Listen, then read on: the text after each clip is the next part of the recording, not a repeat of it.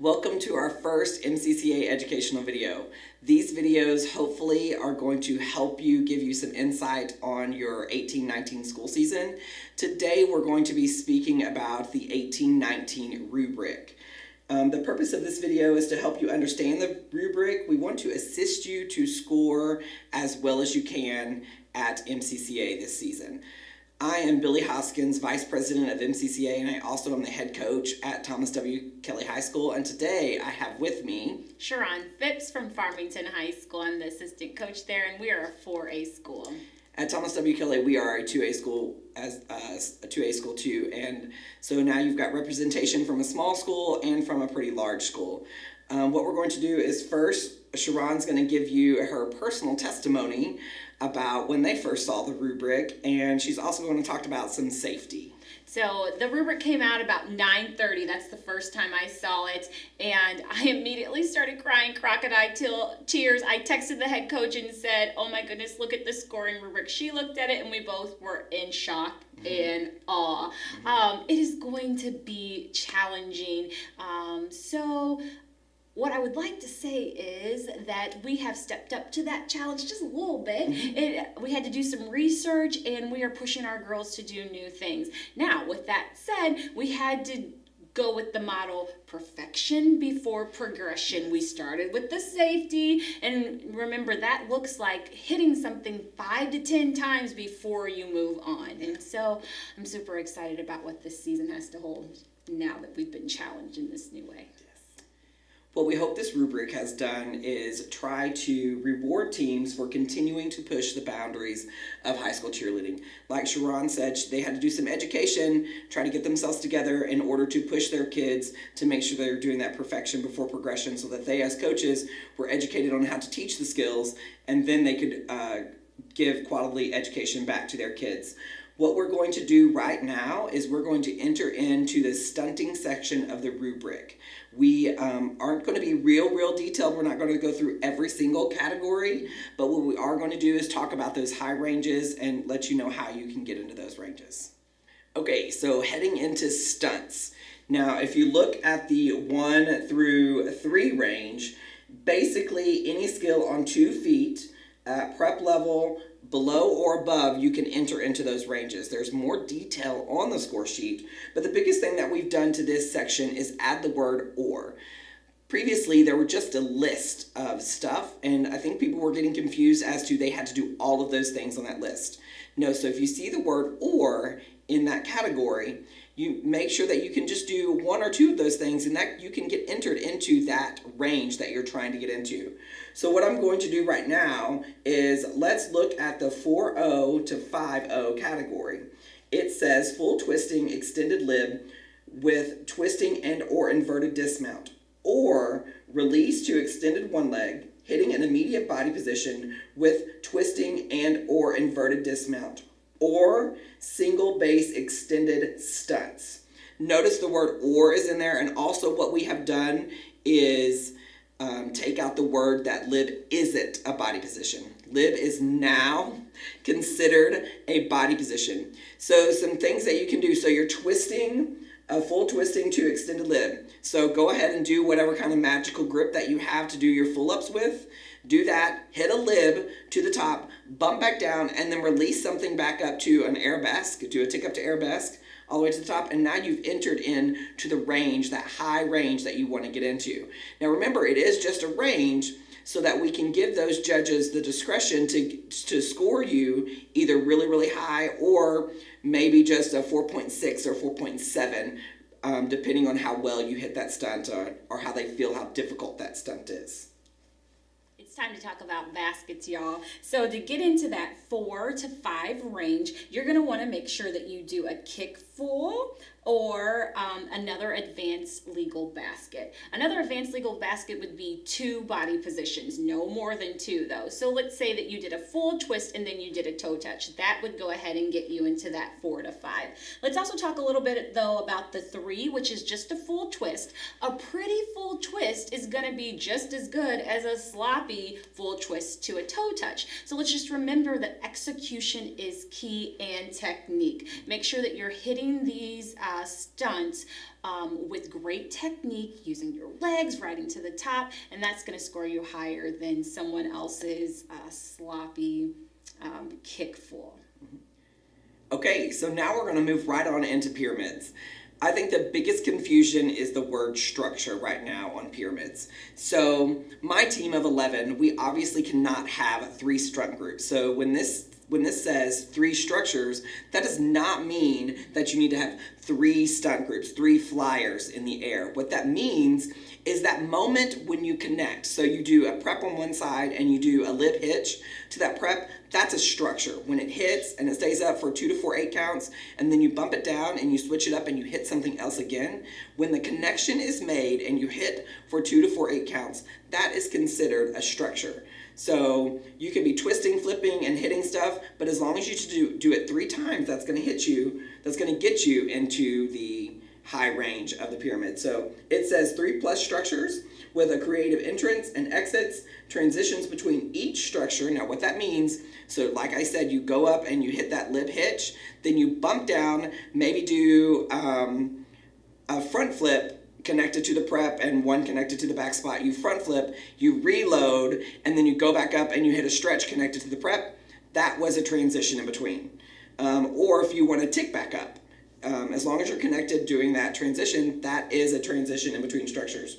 You will also need to have some release moves, inversions, and twisting dismounts. So just make sure that right here, you really get creative. Get creative on how you enter into this pyramid, and get creative on your transitions in between, and get creative on your exits as well. There is no limits as long as it's legal in Missouri. Moving right along to tumbling, something that freaks a lot of us out, right? Everybody's probably like, what? Yes. I don't have enough tumbling. But you do. You do. You can do it. We got some tips and tricks here, and I'll let him explain some of those too. So for tumbling, to get into that 4 to 5, you need standing tucks, round off back handsprings, layouts, or higher. And they've taken out the most, and you just need majority here. Let's also talk about the running tumbling. It's specific now that running through the layouts are higher, and standing and your running tumbling are different, correct? And you can use those to amp up your score. Now here's a little tip that I didn't know about tumbling. Here's a little secret. So say you have 20 on your team. Your quantity for 20 to get your maximum point value is 15. Actually, if it's just majority right now, it's going to be 10. But say on your team of 20, you only have 8 running tumblers, but you need 10. So what you're going to do is you're going to send 2 of those 8 that already went, you're going to send those again. And then you're going to get into that high range. So reuse your tumblers. So on my high school team right now, I have 11, and I have 5 of them that can do tucks. And but I'm going to need a little bit more than that. I'm going to need 6 or 7. So I'm going to send 2 of those girls through again. We don't have facial recognition. We can't tell which kids have went or haven't. So you can use those tumblers again. We're not going to discount you for reusing your talent. Same for standing back handsprings. You do a section where you have 2 standing back handsprings, and then you do another section where you have 4. So now you're at 6, now you're at your majority if you're on 11.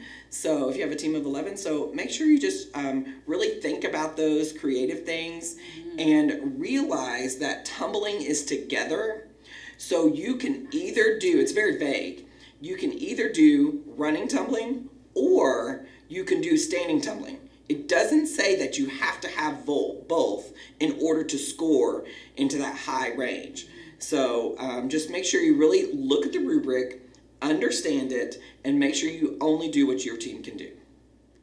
And now Sharon is going to talk to you about J-U-M-P, jump. Here we go. Yes, it's time to jump, y'all. So to get in the 4 to 5, you're going to need to have 3 or more connected advanced jumps, and they're going to have to be a variety. So you cannot do 3 toe touches and count that as your 3 variety of jumps. So make sure you throw in a hurler, a pike, something like that. That's an advanced jump. Also for the 4 to 5, you need 4 advanced jumps or 3 connected and then a jump with tumbling. And as it stands right now, you can do a toe touch forward roll and hit that requirement. So remember, that is very vague. It just says jump to tumble. So if you can't do a full squat back handsprings, or your back handsprings don't look that well after a jump, don't do them.